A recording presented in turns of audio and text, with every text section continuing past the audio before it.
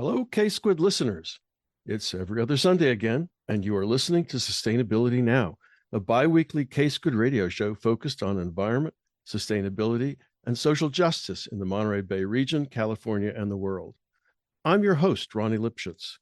All of us, well, many of us, are backyard gardeners, and it's planting season. Backyard gardens are not immune from the impacts of violent and unpredictable weather or the longer-term effects of climate change. My guest today on Sustainability Now is Kim Stoddart, editor of Amateur Gardening and author of The Climate Change Resilient Vegetable Garden: How to Grow Food in a Changing Climate. In 2022, Stoddart was the winner of the Beth Chatto Environmental Award given by the Garden Media Guild in the United Kingdom. She lives in gardens in West Wales, where weather conditions are not always optimal, kind of like California. Kim Stoddart, welcome to Sustainability Now. Thank you, Ronnie. It's great to be here. So I've been doing some research on you, and you describe yourself as a gardening journalist and author with a strong background in social enterprise and ethical business. I'm wondering if you could deconstruct that for us, who you are, what your background is, what sort of activities you're engaged in. Absolutely. It's funny sometimes to describe exactly what I do because I've done quite a few things over the years, but I used to run PR companies in the southeast of England, and I used to write in the media about ethical business and social enterprise. And I sold those 14 years ago to move to the western side of Wales, which is where I currently reside. And part of the move was to focus my love of gardening into my career. So I began channeling all my entrepreneurial energy into writing and talking and doing with regards to gardening. So since then, I started writing for The Guardian. I tried to garden entirely for free back in 2013 for The Guardian to see if it was possible Mm-hmm. garden in a less consumeristic laden way. And I have done various different projects, helping set up growing projects around Wales with Garden Organic. I've edited the Organic Way magazine, and I run courses for the RHS, Royal Horticultural Society, and lots of others. And I've written the books, and I currently edit Amateur Gardening magazine, which is the world's oldest gardening magazine, which celebrates its 140th anniversary this May. Well, congratulations on that. Thank you. Just to follow that up, what does amateur gardening cover? It's a really good question. I've loved the magazine for a long time, and I've written for the magazine previously over the years, and it really is a magazine for the people. It covers every area of gardening relevant to the home gardener. Mm-hmm. So the idea of amateur is very much about custodians of our own individual allotments, windowsill boxes, gardens. It just means not professional, as in don't run a horticulture business. But I mean, with me at the helm, we're very much focused on sustainability for the Mm-hmm. future. It's about helping to build resilience. And we're also looking at trying to create content for as many people as we can to help people through the years, months and years ahead. Does it have a staff, or do you publish pieces written by the gardeners themselves? It's a mixture. We have a lot of celebrity gardeners writing for the magazine. They've written for Uh-huh. the magazine for a long time. So the likes of the delightful Bob Flowerdew, who's BBC Radio 4 Question Time, Gardener's Question Time, and Swithenbank being TV presented as well. And we have people like John Negus, who's a bit of a legend in the gardening world in the UK. And then we also have lots of other writers as well that are really expert in their fields and very relevant to what we're looking to do. So obviously I write about climate change, resilience building, but we have, again, trying to keep it really fresh with lots of different voices. And we do definitely have a space for gardeners, home gardeners, to profile what they're doing. The Beth Chatto Gardens we have as well. So that's again a well-known name. and the National Garden Scheme, lots of voices like that. So there's not quite enough space for me to do everything that I want.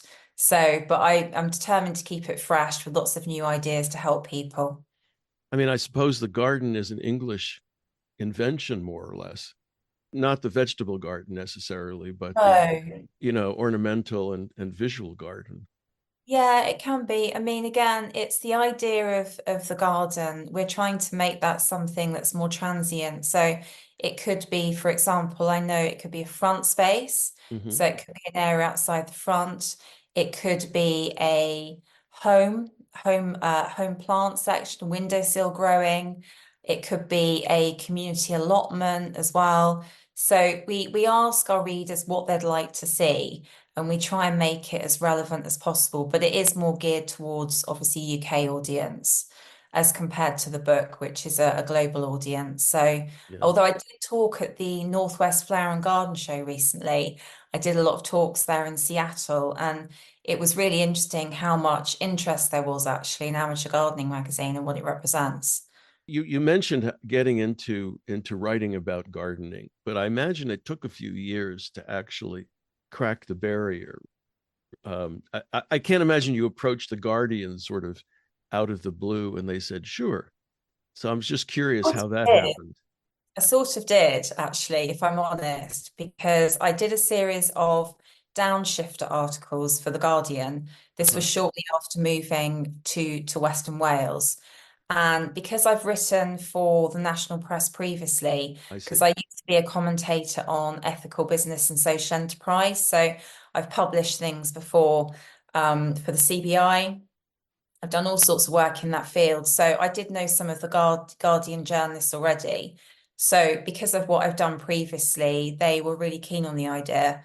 So I did actually. It was very soon after moving here. But I've gardened for a long time, and gardening for me it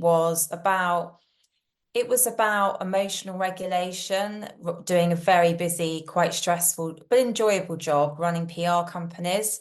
So it was my downtime to connect with my back garden which was a patio space outside concrete area in Brighton, and just to grow some food, to grow some flowers.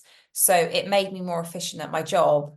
And that has really, I think, informed the work that I do now, that actually I think everybody would benefit from having the opportunity to grow something in some way, to grow Hmm. themselves. One of the things that you mentioned you're involved in designing community gardens, and I'm just curious what that might entail. For whom, how big, what is grown in them. Well, this is local to me. So it's local to me in Western Wales. And Hmm. I have done a community climate change resilient garden, which is, so just to explain what that is, it's a business centre. It's called Craven in Welsh. And it's about the remit was to create a space that was very low maintenance, that would look really pretty for the businesses based at the centre, but also we wanted to grow food to use for the local food bank, to put food on the table, to encourage people to learn skills to grow food, but also to have access to lots of pick and come again produce that they could actually take while they were coming to get the food bank boxes. So that was the remit for that particular centre. And how does it, in terms of productivity of food, how did that go? Well, it was a bit of a brownfield site, Yeah. relatively recently, and often you get with new building projects, the soil quality is really challenged when you Yeah. try and create a garden. I can So imagine. that was the biggest challenge to begin with. So I had to work on soil improvement first and foremost. So that was done through the addition, as you can imagine, of lots of soil improvement materials like compost. But I also added in a lot of soil and plants from my own gardens, which are very rich with mycorrhizal fungi. Hmm. I also used, because when we first started planting out, there was a drought here in the UK early last year. So we then had to I used lots of local materials. There was lots of stone from the building site. So we used a Hmm. lot of that to help keep water in the soil. And I used a lot of plants like herbs flowering herbs to very quickly attract pollinating insects to help with some of the crops that were being grown. So the likes of thyme, likes of oregano, they incredibly useful to help attract pollinators in, because we needed to get growing very, very quickly to have those sort of crops for people to harvest. I have to just make a note that having lived in Mm. London several times, it's hard to imagine a drought in the UK. Oh, absolutely. This is it. I mean, I live in, say, Western Wales, which is very much known for its wet, its rain. Yeah. So it's not an area that you would associate with dry conditions. But the private, because it's a homestead where I live, I've got 2.3 acres of land and I do courses here as well. And I have a private well. So it's a private water supply. Mhm. And since 2018, it's been running dry during the summer, during periods of drought. And back in, it was 2 years ago, year before last, we were actually down to 10 gallons of water a day, which isn't enough for the house, let alone to water the plants. So these techniques that I've been teaching around water, water resilience, how to build more resilient plants, water use have been tested to the absolute limit, and it's been amazing what you can do. So, what are conditions like in do you say West Wales or Western Wales? It is Western. I think that's, yeah, because I saw you saying that, and yeah, I think so, absolutely. I just like to call it the Wild West of Wales, Yeah. um, because I live very high up. It's 750 foot above sea level Hmm. in a very beautiful, very high, very remote spot. So it's just again, it's just the way that I call it. But yeah, I think, geographically that is correct to call it that. So the conditions are obviously very different to California. So although you've had an awful lot of rain, you've had, very wet like winters last couple of years, but we do have a much milder conditions. Generally, there's been fairly robust seasonality, but that's all shifting with climate change. So there are a lot of common threads globally, which is that it's just extremes of weather. As the planet warms, you're not quite sure exactly what you're going to get. So when you get something, it tends to be more extreme.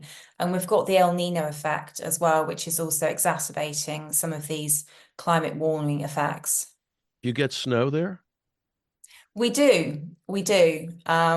Not as much as you've had recently, of Well, late. you have to understand, right? I'm on the coast, and here it snows once in a blue moon, and Yes. maybe above 2,000 feet, and it doesn't get cold. Climate zones vary an awful lot across California, but I'm more Yeah, interested, in the coastal area, which is of much closer course. Yes. to where you are, I Well, think. the thing with the work that I've been doing over the years and the book that was published previously, The Climate Change Garden, which was published by Cool Springs Press last year, but Sally Morgan, the co-author, and I did an original version of that back in 2018 for gardeners. But you see, a lot's happened since then. And with all the on-the-ground training that I do, what I've realized is that it's really important for people to learn a sort of inner resilience to help them cope with the challenges with the changing climate. So Mhm. the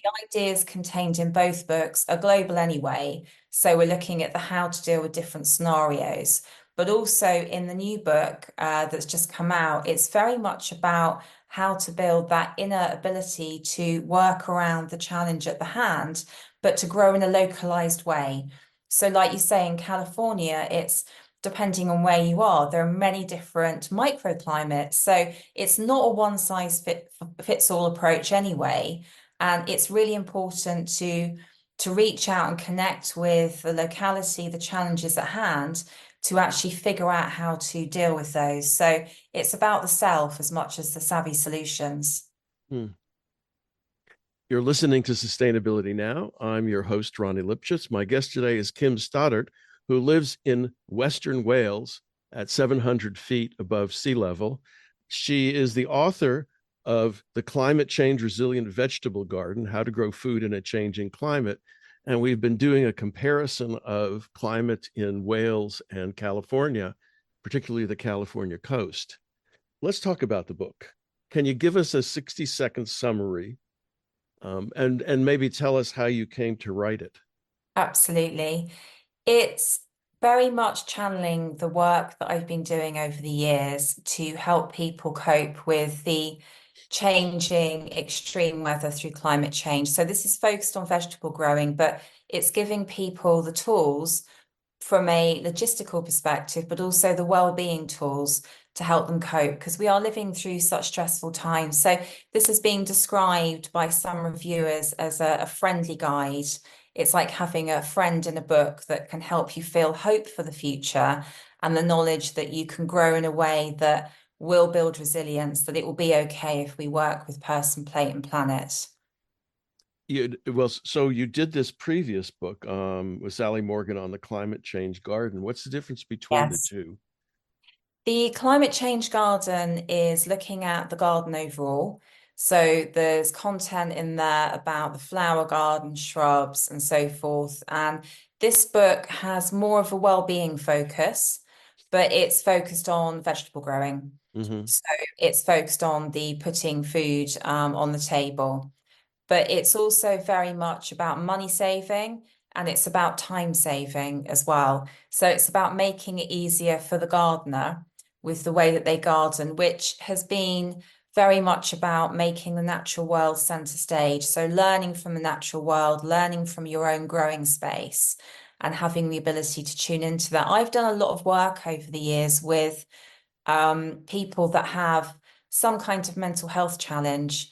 And it could be depression, it could be confidence building, it could be also autistic spectrum disorder. My youngest son's autistic, Hmm. so it's a subject I feel extremely passionately about. And I have learnt through the work I've done with various different groups how important it is to have emotional regulation in order to find that space where ideas flow. But this relates to everybody. So actually, since the pandemic, I've been using a lot of these teaching techniques with everyone because in order to tap into your prefrontal cortex and the ability to do the executive decision making, which means to problem solve, you need to be in a state of emotional regulation in order to do that. If you're quite fight or flight and running around with exacting to-do lists, it's very difficult to think in such a problem-solving capacity. Yeah, that's actually an interesting sort of notion that in a garden you are to some degree in control, right? I mean, you can order it, you can manage it. Of course, you can't always cope with the things that might come in or undermine. Like for instance, in my backyard, we have lots of gophers, and so Right. Yes. it's difficult to keep things going because the gophers love Yeah. roots. Um, Yeah. but by the same token, we have ways of managing that. We put trees and plants in baskets, which Yeah. usually works. But Yes. but this idea of, especially in the face of climate change, this idea, that here is something that you can control, Hmm. and ideally it's also an action that you can take, which is not dependent on major changes in what you do and how you live. I mean, I've been thinking about this, but at the same time, the emotional, I mean, that gives a sense, I suppose, of emotional regulation, right? That here is something where you can make decisions, and you Absolutely. can and you can decide. When you're working on community gardens, do you ever work with groups of people? I mean, aside from this building, but community, I mean, literally community gardens. Absolutely. I've done work with people that are using a local food bank, and I think it's important with the work I do in the media to be really hands-on with people as well within I mean, I can't do too much of it, but I do something at least once every couple of weeks. And I'm actually running a project at the moment near to me where I'm working with, it's a residential home for older people. Mm. So it's and they say what they think. So it keeps me on my toes. So we're doing lots of it's small space container planting. So Yeah. Yeah. flowers with some edibles mixed in. So it's very much about it's important for people to garden, to grow food in a way that works for them. So I think so often you see pictures and you see on social media, you see TV programs where gardens can look really pristine. And like you said, so often it's this idea that we have to treat a garden almost like another room in the house, Hmm. almost start hoovering it and polishing it. Well, I mean, But it's sort of like House Beautiful, right? yes. People compare where they live. We have in our backyard, we have a what we call the thicket, which Mm, is, an area which is pretty overgrown, but the yeah, birds like it, and occasionally, small mammals wander in and out. I mean, it's not a matter of absolute control, right? But no. it's also trying to kind of live, I guess, in cooperation It's the with best the way with to do the it. And then to yeah. create it's got to be aesthetically appealing. So you don't want to have a space that is so overgrown that it looks, it's not appealing. You don't want to go near it. It's too much. But you can create flourishes. You can work with the natural world and you can do it in a way that works for you. I mean, I do something called polyculture. I call Okay. it free planting, Hmm. but it's also known as polyculture in permaculture circles. And Right. it's where you don't block plant with vegetables. So the idea being in a crop rotation system, you do that not to drain the soil of nutrients and to avoid a buildup of pests and disease, but by allowing more space between, say, two tomato plants than having them side by side, it makes it harder for things like blight to spread.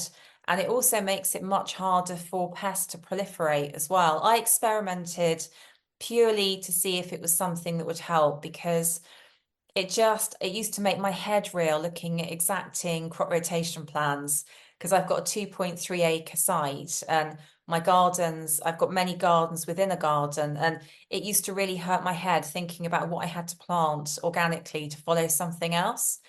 Also, I got blight in my tomato plants, which was devastating. And so I started in a small way and I realized how fantastic this method is. So there's lots of different things you can do that work well for you. If you're a market gardener, so if you are making your living selling vegetables in a market, obviously that's not going to work, that you have to go hunting for your carrots in between other crops. But if you're growing food for yourself, it works perfectly well. And there's many, many different ways to grow a carrot depending on where you live. So the idea here is that you're not entirely random, but you plant vegetable plants at different sort of scattered around the garden, right? Interplant with different Absolutely. crops, huh? I do. I Um, mean, there's some rules with this, which are that I would allow roughly about 6 feet between plants of the same family, just mhm. roughly. And you don't want to drain the soil of nutrients, and you want to avoid the buildup of pests and disease. But I will then plant other plants in and around. I mean, legumes and brassica do, like peas and beans, the legumes and the brassicas, like the cabbages, do work rather well together. Right. Because if you leave the nitrogen fixing peas and beans in the ground when they're finished producing in a no-till system, cut them off, then you will get those later nitrogen fixing properties for your brassica. Hmm. And you can turn some of the brassica semi-perennial, so you can actually grow them on for a number of years by just cutting them back so they conserve their energy. There's all sorts of things you can do that aren't in the traditional gardening book, but the way to do that is to experiment and see what works in your own individual area.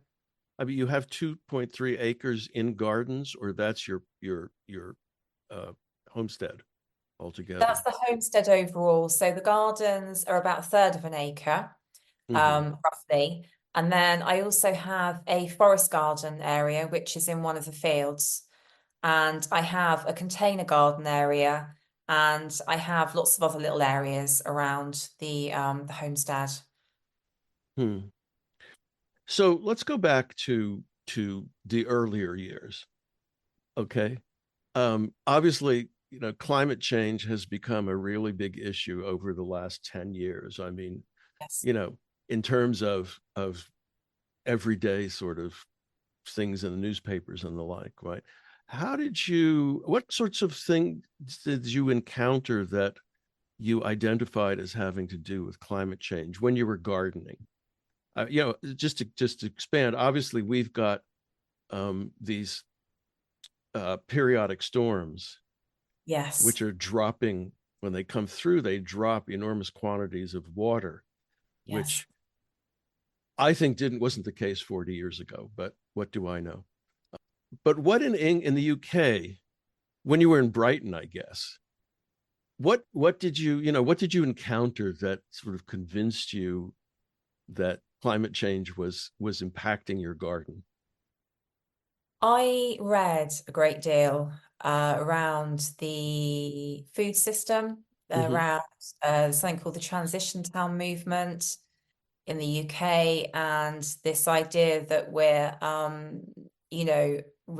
how resilient are our food systems? How resilient is the climate? There's lots of different things that were happening, and I was linked in with different groups through the work that I was doing.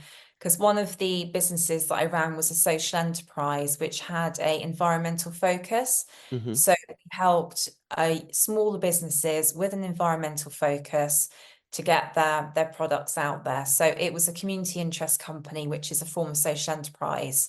So I felt very passionately about this, and I just read about what the changes were likely to be on the ground. I didn't actually feel the on the ground challenges at the time in Brighton back then.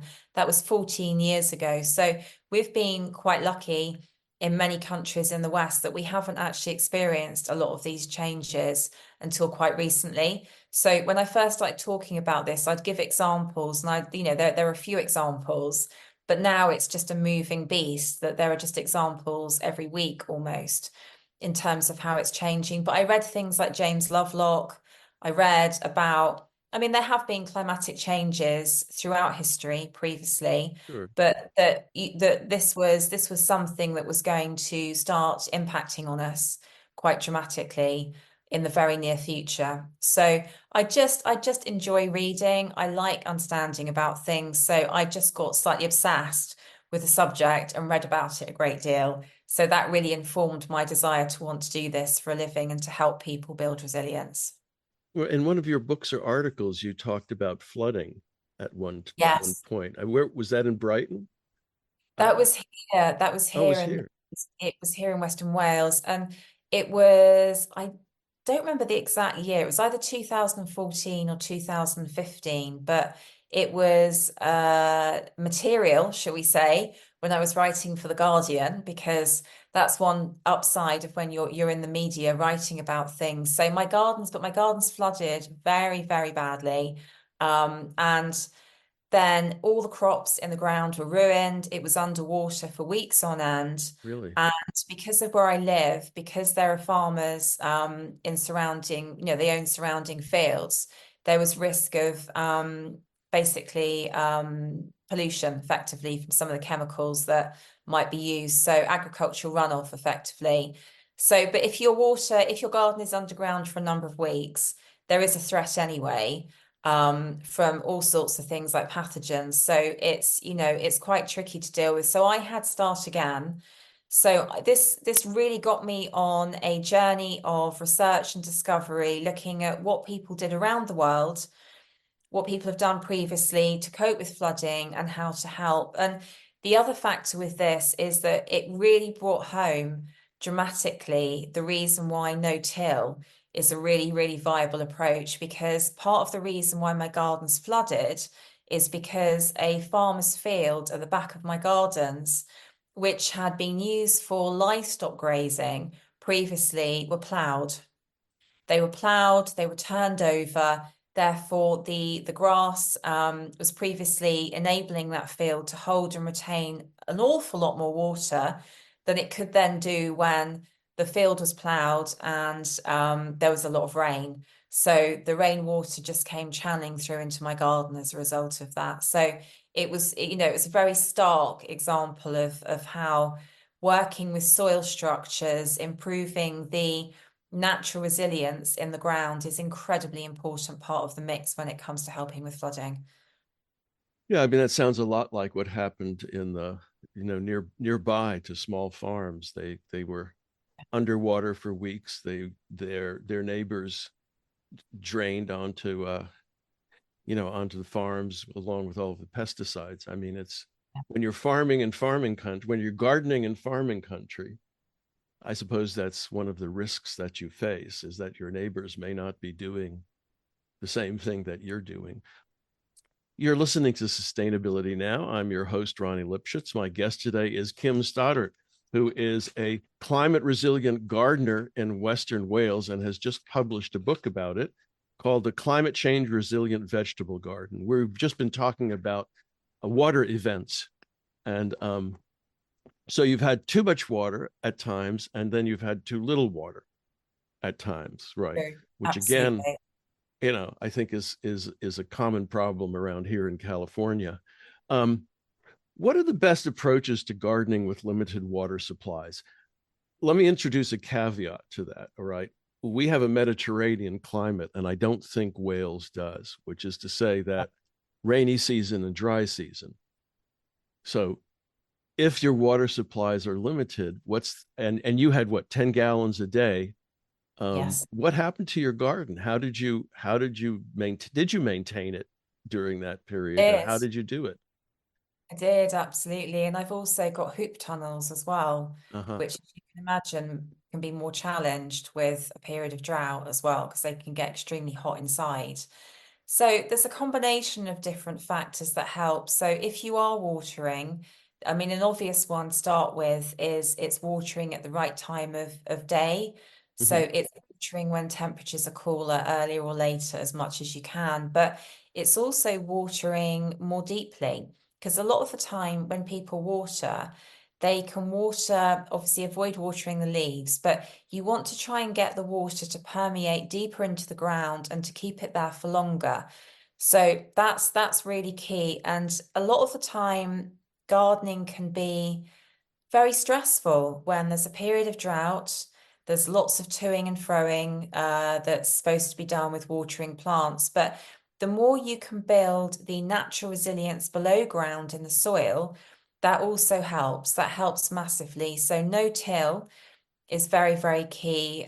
Using soil improvers, mulches can be used to help keep water in. If you're using containers, if it's in the ground. So if you're watering, then you can apply, for example, if you have some leaf mold, if you have even some cardboard, or even if you do something called chop and drop, which is if you have some leaves from another plant, they can be used on the ground around a water hungry plant to help keep the water in. So I also use a lot of ground cover plants because I do this polyculture, this free Right, planting. right. I will use lots of filler plants, which actually help to cast shade and afford protection. So there's lots of different ways of doing it around crops that you like to grow, but the likes of lettuce, things like nasturtium, there's all sorts of examples where you can try and create these plants that aren't very heavy in terms of nutrient usage, but they can protect other plants. You Hmm. can also, with things like tomatoes, you can do some really interesting things. You can actually root the stem of the tomato so that it actually is rooted in a few places rather than just one, which will enable it to get food and water from further afield. So this worked fantastically well in my polytunnels and my tomatoes thrived. I also have an awful lot of mycorrhizal fungi in the soil. And what is amazing is that because my gardens have been tested to the absolute limit in sorry, I should say hoop tunnel, in the hoop tunnels, then the soil is full of mycorrhizal fungi because the plants have had to grow in extreme conditions. So this has come to the aid of my plants. But I also do choose certain varieties, knowing that this is an issue. So, for example, with cucumbers, I will grow crystal lemon cucumber, and I will grow some of the varieties that lend themselves well to a really, really low maintenance approach and a low water approach Hmm. when it comes to growing. Um, but also it's very much about trying to boost the soil, growing plants that are better suited, but also trying to protect the soil from the glare of the sun. So using materials that you have to hand to keep the water in as much as you can. So, you've mentioned no-till a couple of times, and there's some research around here that suggests, at least for farms in California, with the Mediterranean climate, no-till may not be the best way to actually farm. But when you were starting the garden, um, did you do any tilling initially when you were, amending it and the like?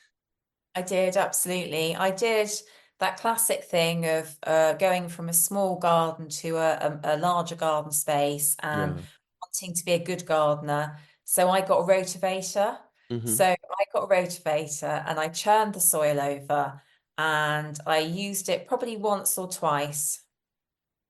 So we call them rototillers, but Oh, rototiller, sorry. rototillers, same thing. But and how deep did you go?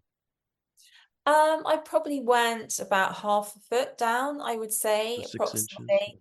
Yeah, 6 inches. And the thing with that is that it quickly became apparent from doing this that I was not just churning up the weeds, I was churning the life that was in the soil. So the most Uh-huh. visible of that obviously being the humble earthworm. Yeah. So I realized that it was slightly devastating the soil. And the classic thing with no-till is that a lot of people get this when they get a new plot and they feel they have to turn the soil over. And then what they're actually doing is they're bringing lots of weed seeds that might have been dormant below ground to the surface. And they get really disheartened because suddenly a lot of weeds start germinating. So that happened to me as well. Here's a tip. We have a farmer nearby, and I don't know if he's patented this method, but what he does is he tries to grow several weed crops and he cuts them down before they flower. And so the Right. idea is that eventually, you deplete the source, the supply of seeds, dormant seeds in the soil. Interesting. Of course, unless you go too deep, you're tilling too deeply, in which case, yes, that's a problem. Even with the no-till approach, with courses that I've run, you've got people that are following that process and they feel they have to stick almost, exactly to the let that they can't dig at all, they can't till at all in any way, Right. shape, or form. And I do sometimes till a bit if it makes sense. How exactly do you do tilling in your garden, or not tilling, or when do you dig and turn over the soil or not? Well, I use a predominantly no-till system, but at times, if I feel that I need to turn the soil over, I will. So if the soil got extremely compacted for some reason, I would need to aerate it slightly. And I think a lot of the time with systems, people feel they need to follow it exactly. So it's like, for example, if you look at a system of instructions on the back of a seed packet, which is plant to a certain depth and exactly same time of year. And actually, with climate change, it's important to work around what makes sense and to try and build that innate ability within all of us to problem solve if we can around what we think we should do. So if you feel that you should till a bit, then try tilling a bit. Maybe try tilling and then not tilling, and then compare the two and see what works best for you.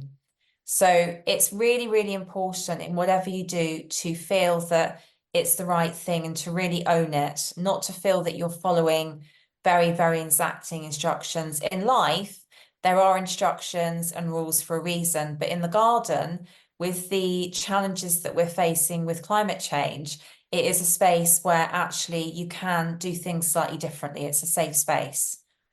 You mentioned earlier the mycorrhizal fungi. I hope I have pronounced that right. Not the same as in British English. How were they there before you started gardening? Did you do something to introduce them into your garden? because I say this because I think a lot of gardeners don't know about it, and it seems to be much more important in terms of Yes. supporting plants and communities than I think people realize. So, what Oh, did you it's do? fascinating. It's absolutely fascinating. Well, it's one of those things where I didn't notice it. I didn't notice any in the soil when I first moved here 14 years ago. I think it moved in. So I think the regenerative practices that I was using, do use, have encouraged it because nature will find a way. If you create space for the natural world, it's amazing how quickly it can move in with gusto.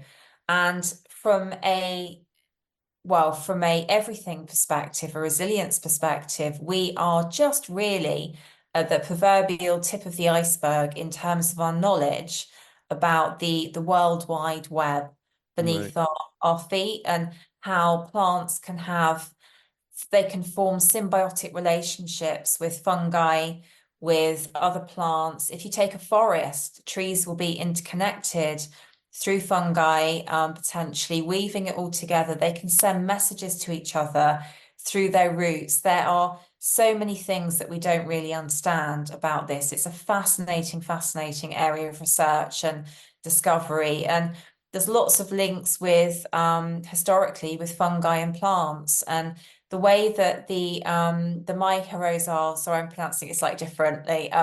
The fungi can actually effectively enable plants to extend their roots Mm-hmm. so they can find food and water from further afield. And there's a lot of research being done now into if you give your plants in the soil lots of fertilizer, and if you give them lots of water, they can become naturally more, not necessarily naturally, they can become lazier and more reliant on your help. Whereas if you Huh. give them a little bit of tough love, they can potentially dig a little bit deeper with their roots to help tap into this natural resilience that is potentially below our feet, Hmm. below the Hmm. ground. Interesting. What do you do for pest control? I garden organically, Yeah. so my approach to dealing with pests has really evolved over the years. I used to panic at the sight of an earwig. I used to have a thing about certain pests and spiders. I'd say I was slightly scared of them moving from the city, from Brighton. But actually, I've realized that everything has its place. If you have as much biodiversity as you can, then a pest can become food for something else. This won't happen overnight. If you have a lot of slugs eating your lettuces, you need to act. So, but where are the slugs coming from? Can you use system like mixed planting? Can you look at creating space for more of the natural predators to move in? I mean, the humble ladybug, for example, its Right. immature version, the larvae will can eat hundreds, even thousands of aphids. So anything fast moving, so many different creatures can actually provide a lot of benefit. And actually, with climate change, with our changing climate, a greater risk of pest and disease is a real threat because certain pests they love the wet weather, they love periods of heat, and they can breed more, they can overwinter. And you've got also issues like migratory pests moving in. So the more that you can build natural resilience, the better that will be overall. And it becomes more of an eat and be eaten world, but also plants that are challenged by the extreme weather flitting from one element to another can be weakened. So it is a big issue, but the more that you can try and create some sort of balance, the better that will be. Do you plant anything to enhance biodiversity and I guess natural pest control? I do, yes, absolutely. I will plant so that there's food for pollinators all year round, if they, as much as possible as required.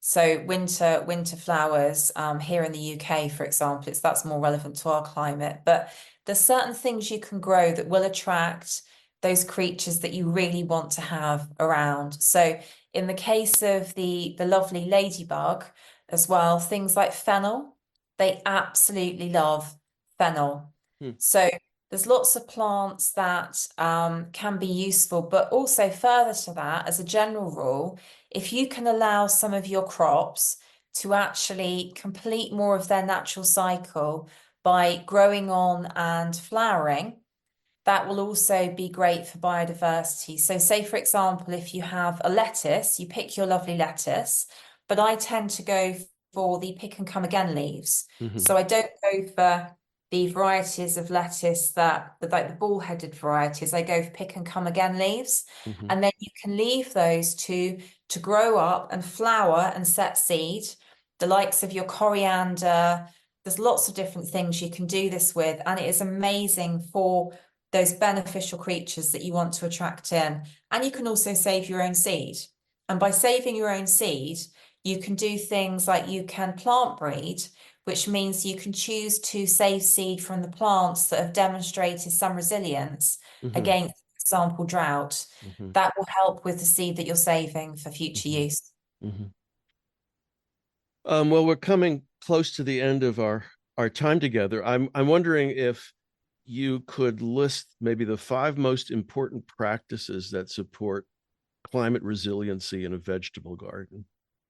Absolutely. The main five off the top of my head would have to be the soil, Hmm. first and foremost. Make the soil the best it can be.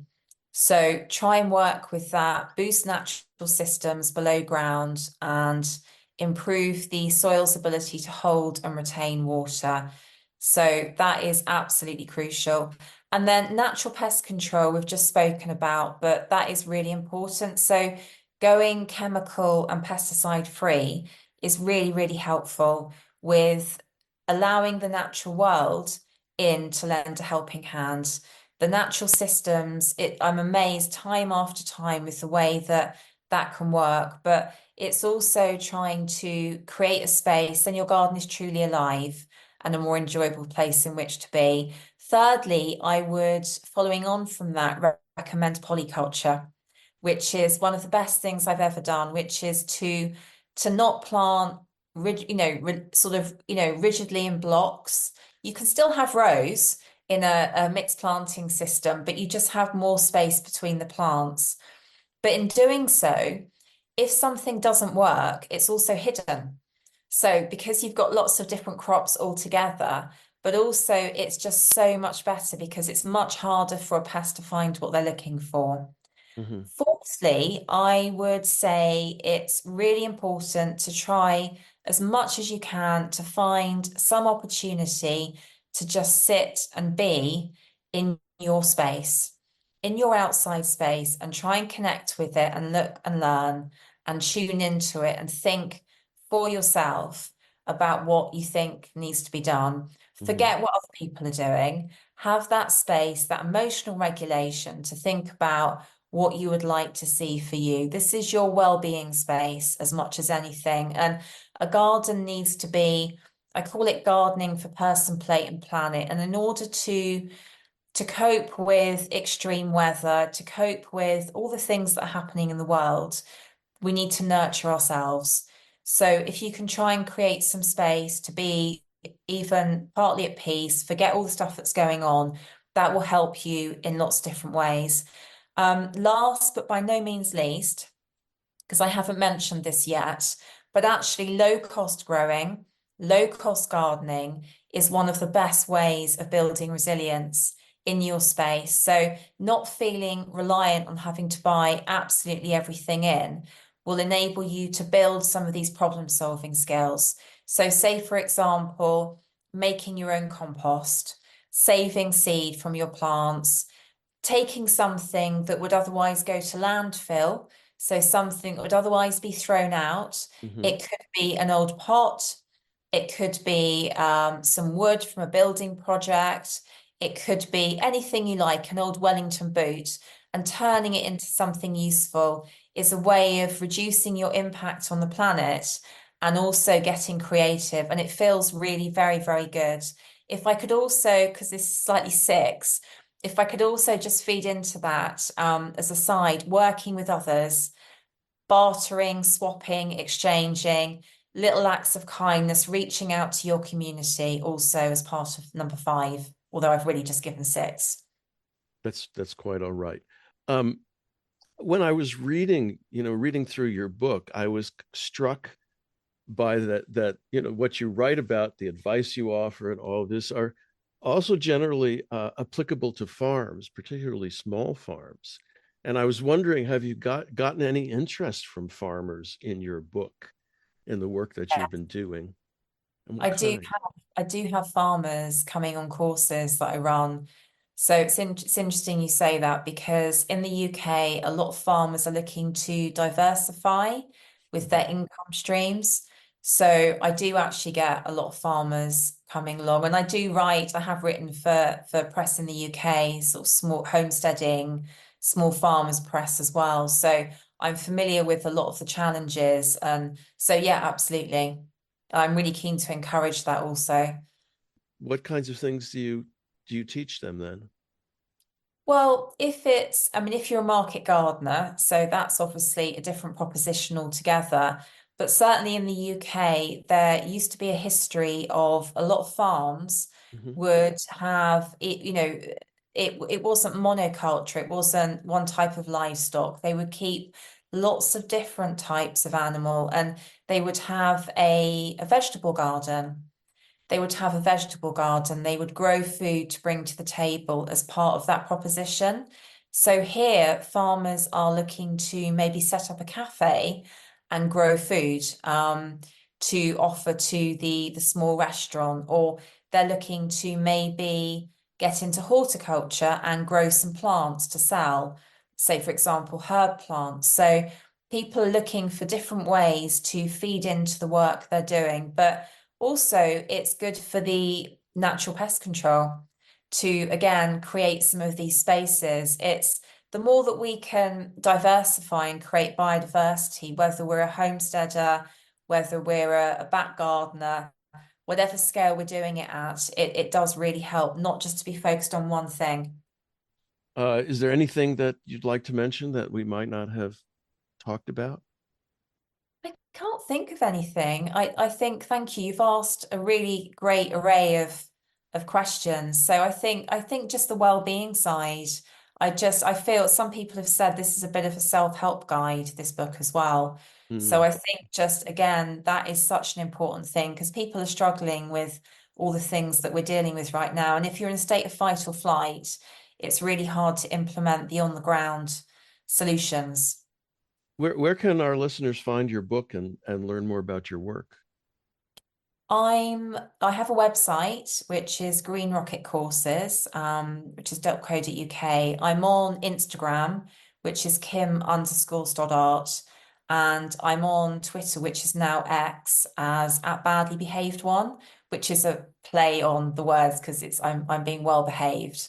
And also the book is widely available to buy from if you maybe go to the Quarto website, but it's widely available throughout the States. All right. Well, listen, thank you very much, Kim, for being my guest on Sustainability Now. My absolute pleasure. Thank you so much for having me on. It's been brilliant. You've been listening to Kim Stoddart, who is a gardener, climate resilient gardener in Western Wales, and author of the Climate Change Resilient Vegetable Garden: How to Grow Food in a Changing Climate.